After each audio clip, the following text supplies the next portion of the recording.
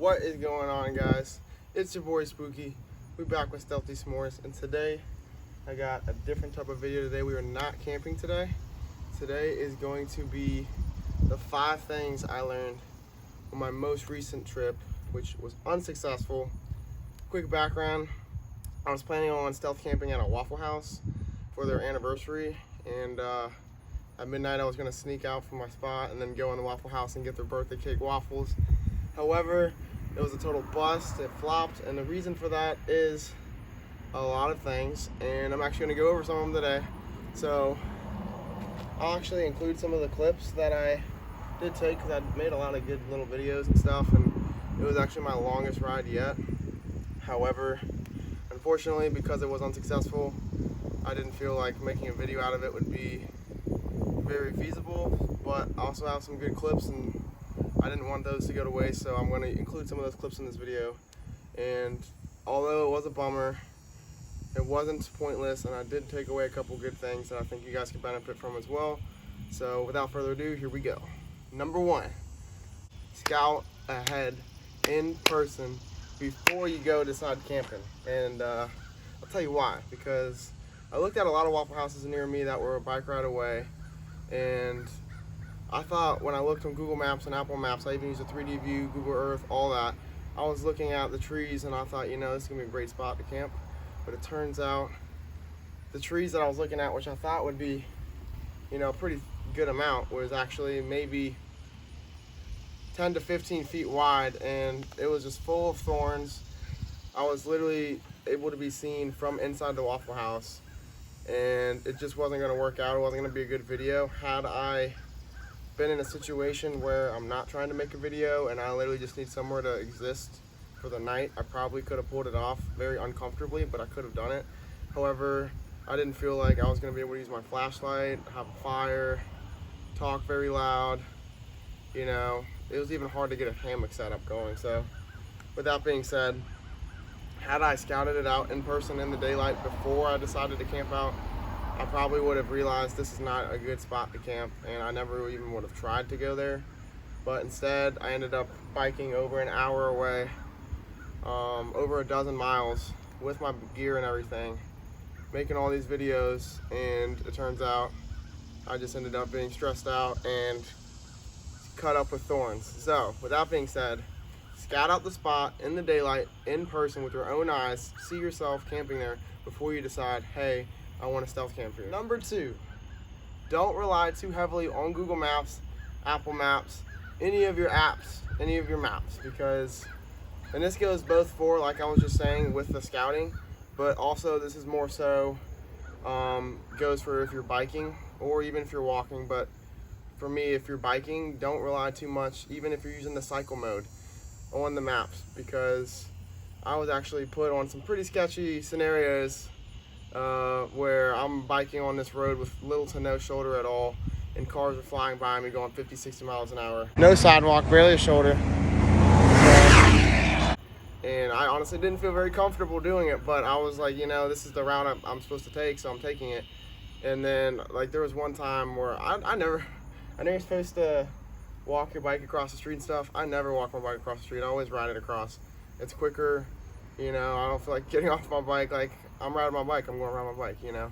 So, but I will even say there was a time on this most recent trip where I had to literally walk. I walked my bike a little bit because there was just no way I was going to ride. Like, I really felt like somebody was going to hit my handlebars or just hit me. And so I had to walk my bike for a good 50 yards or so until I was able to ride it a little more. But yeah, I was definitely thinking, man, there probably was a better way to go than what the maps just took me. So also, there's another time, same trip, where I'm riding and it wants me to go detour and go zigzag, zigzag, zigzag all the way through these neighborhoods when I know exactly where I'm going at this point, and the Waffle House is literally straight ahead. And so, like, why would I not go straight ahead on this nice big fat sidewalk that I got? Like, why would I want to go zigzagging? So what did I do? I said, you know what? I'm not listening to the maps. I'm going to just ride the way I know I need to go. So that's what I did, and it worked out there. And, you know, I kind of thought to myself, you know, I can't really go completely off the maps. They can be helpful, but just don't put all your faith and trust and even safety on the app, because the app isn't gonna Half doesn't care if you get hit by a car or not. They're just, you know, spitting out a route. It might not be the best route, but they're spitting out a route. So yeah, do not rely too heavily on Google Maps, Apple Maps. Just don't rely too much on technology. So that's number 2. Number 3, this one goes for any type of stealth camping, not just whether you're biking, walking, hitchhiking, parachuting, however you're stealth camping.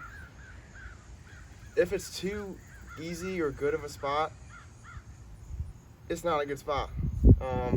What I mean by that is, that means there's probably somebody already there, and you're not going to want to run into that person. Like when you're stealth camping alone, you want to be alone, and you don't want to be sleeping and worried about somebody coming up on you or your camp in the middle of the night, stealing your stuff. You know, who knows, killing you. You could get killed. You never know. You don't know who's in the woods there.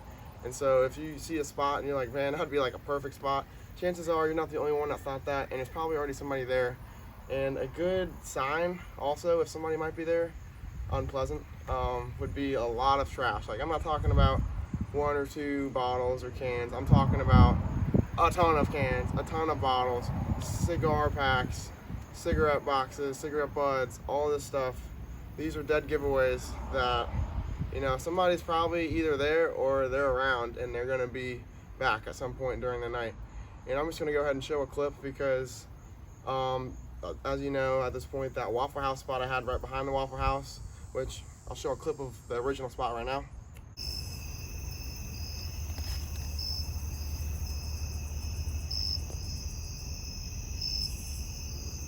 Yeah, as you can see, I was literally like right outside the window on that. I had a backup spot. I always try to have a plan B when I'm doing a camp, and my backup spot looked like on the map, like too easy. I was like, man, that's gonna be easy, a nice safe spot. So after I struggled in that first spot for like a good 30 minutes, and I was like, you know, this isn't gonna work, I decided to go plan B. And when I got to the plan B spot, you know, I'll just show you what it looked like. This is just disgusting, man. This is the entrance to the backup spot. Like, dude. Look, somebody's chairs right there, bro. Catherine can steal. He's gonna be back. So, as you can see, there was somebody there for sure. It was the most disgusting, most amount of cans I've ever seen. And it doesn't always have to be that bad for somebody to be there. That was just like a dead giveaway that somebody was definitely going to be there. And then actually, when I was leaving that spot and I decided, you know what, I got to throw in the towel tonight, I left the spot and I saw the guy on the corner, and he was not looking very pleasant. So definitely not somebody I want to share the woods with or campsite with. So yeah, just be safe out there. If it's too good of a spot, it's not a good spot. You know what I mean? Hopefully that makes sense. It's too good to be true. It is. So.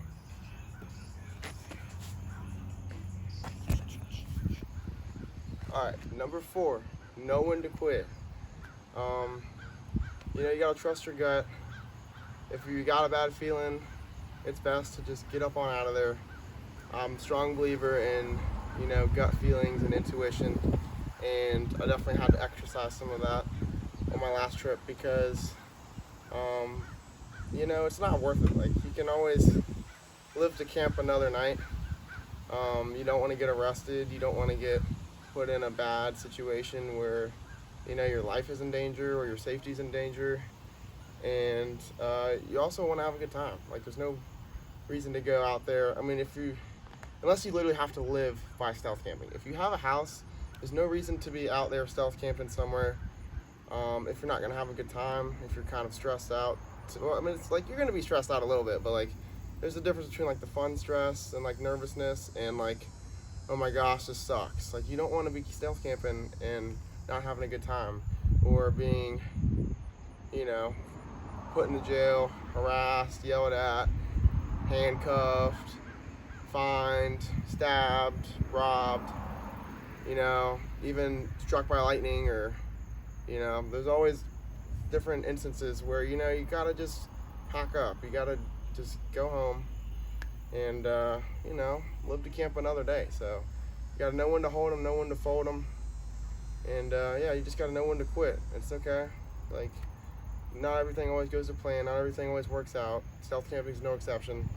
And yeah, it's very important. You just gotta know when you gotta go. So pretty simple, but it is important. That's number 4. This one kind of piggybacks on number 4, which is of course number 5, and that is don't get discouraged. You know, sometimes it doesn't go to plan. Sometimes it didn't go exactly how you thought it would, and sometimes it just sucks. But like, don't get discouraged.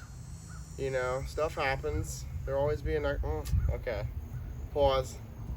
There might not always be a next time, but there probably will be a next time. And you know, it's all about having fun, living, learning. There's things you could take away from failures, and you know, pretty much any experience is beneficial to your life. It builds character. You learn. You know, it just tells you what you got to do next time and how it could be better, and it can always be worse. So at the end of the day, don't get discouraged. Keep it up, and stay stealthy. Thanks, guys. I'll see you next time. I got some big camps coming up planned. I got at least 2 in the works. The weather's getting better and better. So with that being said, just stay tuned. I know this isn't quite a camping video, but it's still stealth camping related, and I feel like you guys could learn a lot from this, just like I did. So I figured, you know, I'll use some of my clips and teach y'all what I learned, at least share my experiences and tell you guys what's going on my side of things. So with that being said, I'll probably put in a couple little B-reel clips right here with a little music, just so I can get some sort of use out of these nice clips I got from my busted Waffle House camp out trip. And you know, I think I now need to get revenge on a Waffle House and make that one happen. Even though it won't be an anniversary trip, I do need to find a good Waffle House to get a camp out and give me a little midnight snack in. So stay tuned for that too. And if you guys have any questions, go ahead, drop them in the comments. I can answer them in the next video or whenever. I could even respond to your comments. I might do both, but I appreciate all the feedback and support. So thank you guys, and I'll see you next time.